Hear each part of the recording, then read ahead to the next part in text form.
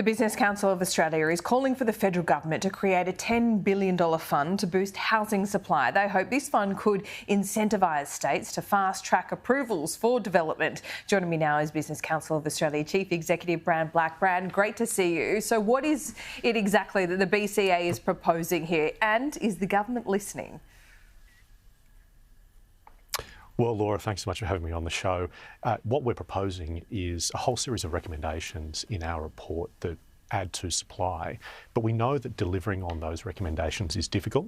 So what we've suggested is what we're describing as a national reform fund. Now, this would apply more broadly with respect to productivity enhancing initiatives, but a key thing that you can do to drive productivity is boost housing supply. And so what we're saying is that the federal government could incentivise states to undertake some of these difficult reforms that are needed to drive supply.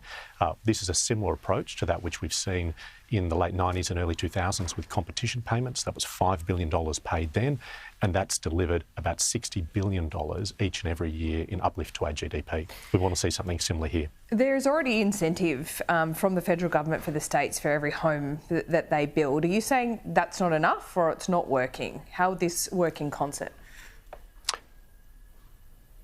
So we think that it's important to have these types of initiatives and these incentives that are already in place, but we know that they're not going far enough to deliver on our existing targets. So the federal government, in collaboration with the states, set a target as part of the Housing Accord of 1.2 million new homes over the next 5 years.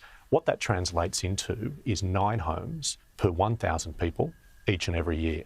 At the moment, we're on track to deliver 6 homes per 1,000 people. So there's more to be done. And our point with this report is here's a whole series of initiatives which we regard as important on the road to delivering that increased supply.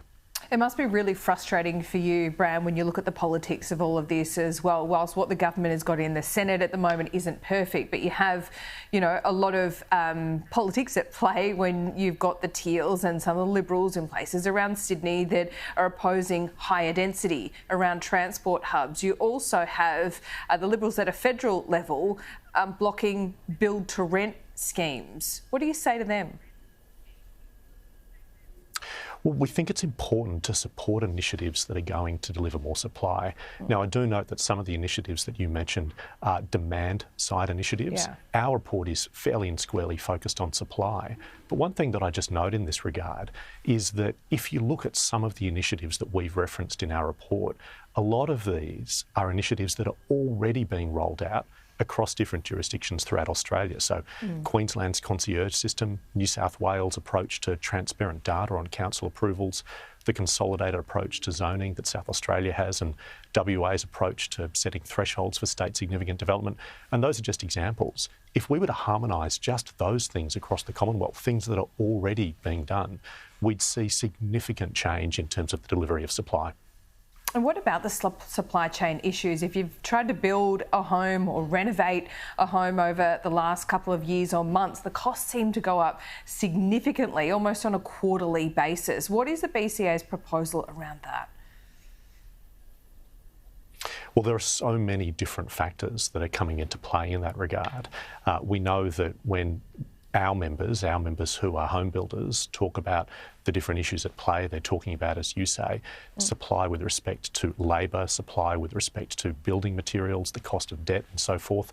What we're saying is that with respect to labour, we think that it's important, first and foremost, to try and produce the skill sets that Australia needs in this respect here at home. So that's looking at apprenticeship schemes, it's looking at mutual recognition of qualifications that people have in one jurisdiction, recognising that qualification in another jurisdiction, and it also means looking at migration. We know that as much as we want to produce all of the skill sets required here in Australia, we're not going to, and at the moment, 1 in every 3 sectors is reporting a skills gap. So we think that we've got to make sure that we're prioritising bringing in those skills that we need in order to continue to drive our economy. Yeah, and that still doesn't seem to be happening, does it? The prioritisation of skills that we actually need. Why is it so hard? Well, we think there is certainly a ways to go in that respect, so I'd agree with you in that regard. We do need to prioritise bringing in these skills. We know that there's a significant gap in relation to skills required, particularly in the building and construction industry, everything from painters, plumbers, electricians, carpenters, architects, surveyors, engineers, the list goes on.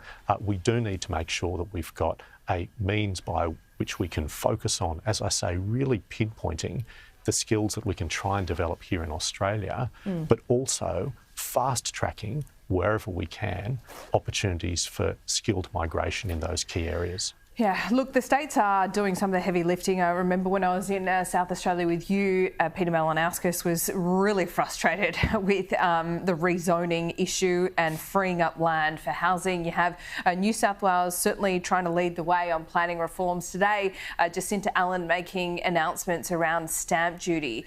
What do you think of all of those moves, but particularly out of Victoria today? Look, I think it's really important that we are seeing states and territories take steps forward. We know that they are listening, that we know that they are recognising that there's more that needs to be done if we're to bridge that gap and deliver on that 1.2 million home target. In terms of Victoria, these are important steps, and when we're talking about stamp duty, it's important to remember that this is effectively a tax on mobility. And just to give you an example, if you've got a family, the kids might have moved out, you've got two parents, they might have a large family home, but they're actively disincentivised from downsizing because of that large upfront cost that they have to bear if they buy another property. And so that means that the larger house that they're occupying right now isn't available for a family that genuinely has that need in terms of space. This is the kind of tax that we really do need to dispense with, but it's hard, and it's hard because it is expensive. It really contributes towards state revenue. So there needs to be an approach taken in terms of supporting states to undertake this type of important reform, and that's where our National Reform Fund comes in. Yeah, good time just ahead of an election as well. They tend to listen a little bit more closely before a federal election. Bran, thanks so much for your time. We'll see you soon. Thanks, Laura.